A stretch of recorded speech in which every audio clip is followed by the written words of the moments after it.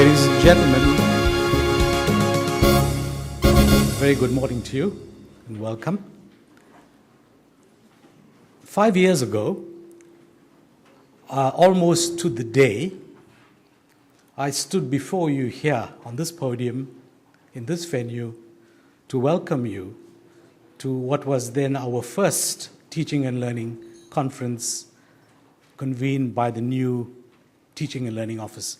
It was actually the third conference hosted by UKZN, but our first under the banner of the new Teaching and Learning Office. Since then, the conference has moved from Edgewood to Pietermaritzburg to Westville, and then last year to Howard College. And with each migration came a mutation in the character, the size, the shape of the conference, the themes. And perhaps we should look back and see where we started and where we are at.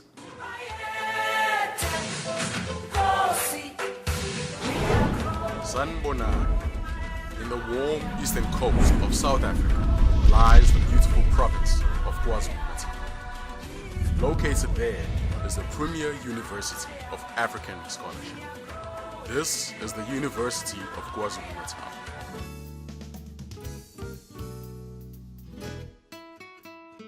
I think historically, teaching and learning has been one of the central pillars of a university since the beginning of universities. Teaching and learning preceded, I think, research as a pillar of the university portfolios. One of the biggest challenges facing our university today is placing teaching and learning at the core of their endeavors, finding ways to improve the learning experiences of students and improving their levels of academic achievement.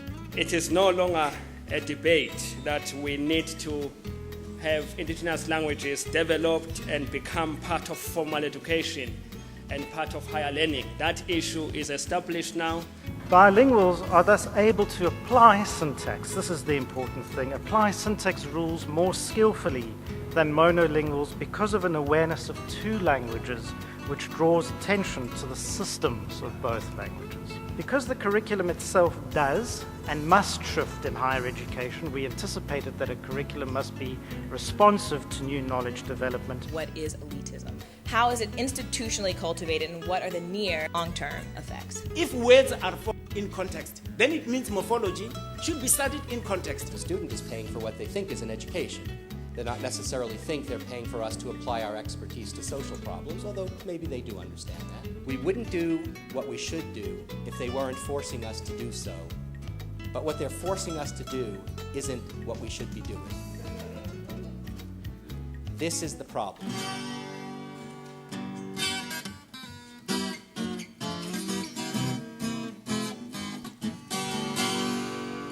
Woke up this morning, getting ready for class.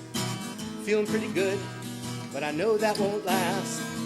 My first of the day in the class is with Professor Drone. He tells me what I need to learn about what is known. This sure ain't active learning, but it's easy to assess, 'cause if I listen, write, and memorize, I'll pass all the tests. We live, thankfully, in a democracy, sometimes more democratic than other times, but one thing about a democracy is we have political processes because we have competing interests, and it's never pretty. Each year when we identify the theme of the conference, we more or less try to think about what are the issues that academics on the ground, as it were, are raising, thinking about, and what are the issues coming up nationally. I have the pleasant task this morning of actually welcoming and introducing Professor Noel Goff. So he asks and challenges us that in much of our curriculum work we are filling in blank spots rather than trying to examine what's in our blind spot. To support social and cultural policies and practices, we must ask, why should descriptions of the physical or natural world be prescriptions for social life? Shifting now the attention to complexity reduction in higher education. Complexity invites us to understand our physical and social worlds as open, recursive, organic, non-linear and emergent. and to be cautious of complying with models and trends that assume linear thinking, control and predictability. I will give examples and the strategy of selected countries they used for the reforms and how to implement them. And fifth, I will talk about then the changes in everyday life in doctoral education down in the department level. Nelson R. Mandela School of Medicine signs an MOU in the Steve Biko Memorial Lecture Theatre, and I thought, wow, Steve must be jumping in his grave in seeing that transformation in the medical school. He sought to fight apartheid. African scholarship. What is African scholarship? To me, African scholarship must be geared towards what one might call reclaiming space of indigenous knowledge systems, particularly now in the current knowledge economy era. One of the lines that is still echoing in my head is that the essence of tyranny is the denial of complexity. We were particularly frustrated by the intransigence of the administration to take steps to give attention to complaints raised by both staff and students. This prompted me to give a notice of motion at one of the meetings of COMSA, namely that the administration were in a state of paralysis and that we would presume that rigor mortis had set in if no immediate action was taken. So I've lived through the many incarnations that marked its history. And when I tell you the time that Herbie started off and spent in higher education, when he started off as a student at UDW at Fort Hare to his retirement, and my own years, it comes to 110 years. This conference then was conceived as an opportunity for a reality check. In the context of a rapid, unfettered internationalization thrust. So we decided to go to the Chancellor, which was Kaiser Matanzima. He was a Chancellor of the university. I was so naive in those days, I believed that if the principal was stealing money, the Chancellor was not stealing money. How do you incentivize a system? Who is Jamil?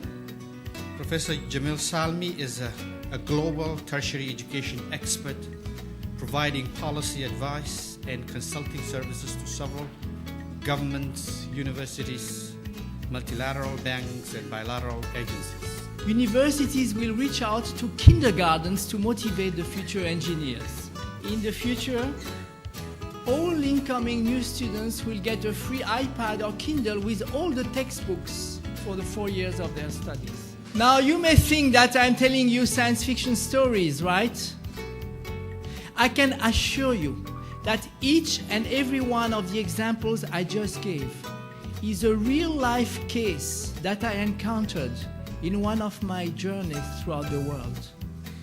And I believe they are symbolic of the revolution that higher education is going through. Is it only one way?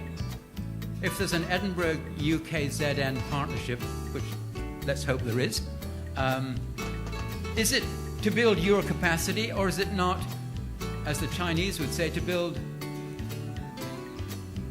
somebody talking in class? I mean, we can't have that. This is TNL. Are you all right, sir?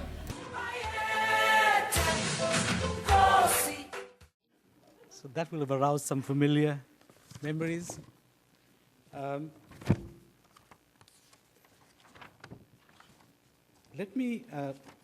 We've lost some time, so I'm going to push ahead. I want to welcome all of you, UKZN staff, academic staff, support staff from other universities in South Africa, Southern Africa, and the continent. And let me, on your behalf, welcome especially a few of our guests, notably Professor Philip Altbach, who will address you shortly, from Boston College. Professor Guy Standing, are you here yet, Guy? Not yet, but he's around. Professor Paulus Gerardus. Is Paulus? Yes, right at the back. Thank you. Welcome, Paulus. and somebody who is with us, but not quite for the conference, a special guest from Aston University, a corpus linguist specialist, Professor Ramesh Krishnamurthy, and he's here to take part in a parallel corpus building workshop that's being hosted by the Department of Linguistics. I will return shortly to this podium to make a few announcements, but I'd like to hand you over now to our DVC Teaching and Learning, Professor Renuka Vital, to open this conference.